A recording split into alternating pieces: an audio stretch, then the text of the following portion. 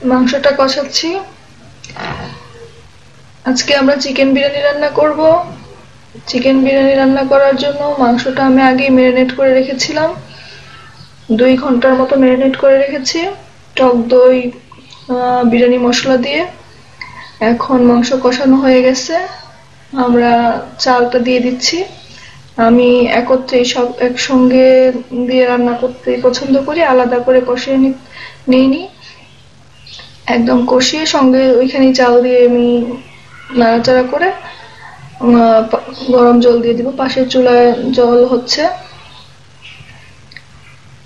ভালো করে চালটা মিশাবো মাংসের সঙ্গে, কষানো একটু ভাজা ভাজার মতো করে তারপর আমরা জল দিয়ে দিব। 2-1 মিনিট নাড়াচাড়া করে ভালো করে মিশিয়ে নিতে হবে। এটা খেয়াল রাখতে হবে যে মশলার সঙ্গে চালটা যেন ভালো করে মিশে যায়।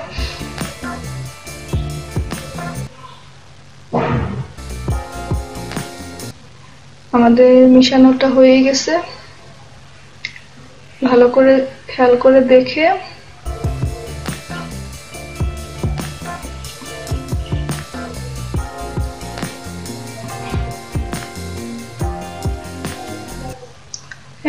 ভাত ভেজে রেখেছিলাম, আলুগুলো ভেজে রেখেছিলাম আলাদা করে, আলুগুলো দিয়ে দিলাম। এখন আলুগুলো চালের সঙ্গে ভালো করে মিশিয়ে নিব।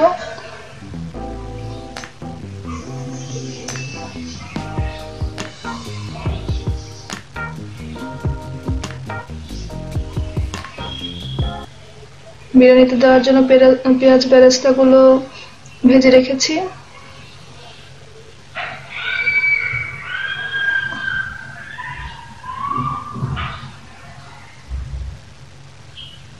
এখন আমরা গরম জল দিয়ে দিব। গরম জলটা আমি আগেই মেপে রেখেছিলাম, এজন্য পরে আর মেপে দিব না, একদম পুরো দিয়ে দিব। চালের দ্বিগুণ পরিমাণ জল দিতে হবে।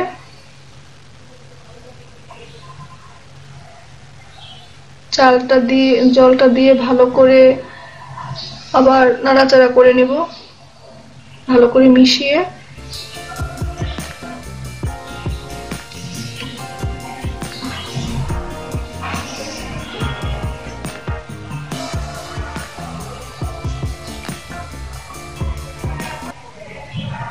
এরপর চাপা দিয়ে দিলাম, 10-15 মিনিটের জন্য চাপা দিয়ে দিব। তো গাইস, আমরা 10 মিনিট পর খুলে দেখলাম যে আমাদের বিরিয়ানি প্রায় হয়ে আসছে। আবার একটু দমে দিয়ে রাখি। এই পাশে আবার আমার ভাগ্নির জন্য একটু বোয়াল মাছ রান্না করলাম।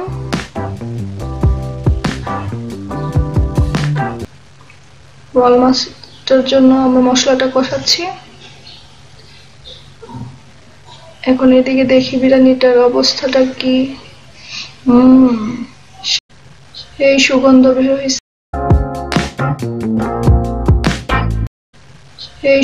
বের হয়েছে, এখন আমি পেঁয়াজ বেরেস্তাটা দিয়ে দিলাম।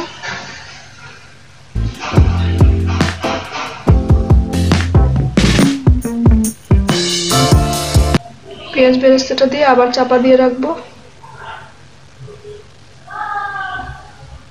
ভাগ্নি চলে আসছে, ভাগ্নিকে নিয়ে আবার রান্নাঘরে। ছেলের বায়নায় আজকে বিরিয়ানি রান্না। আমাদের বিরিয়ানি রান্না হয়ে গেল, বিরিয়ানি রান্না একদম কমপ্লিট।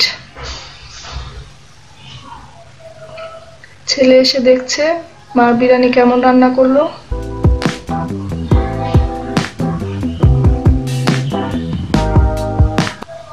এখন আমাদের খাওয়া দাওয়া শুরু।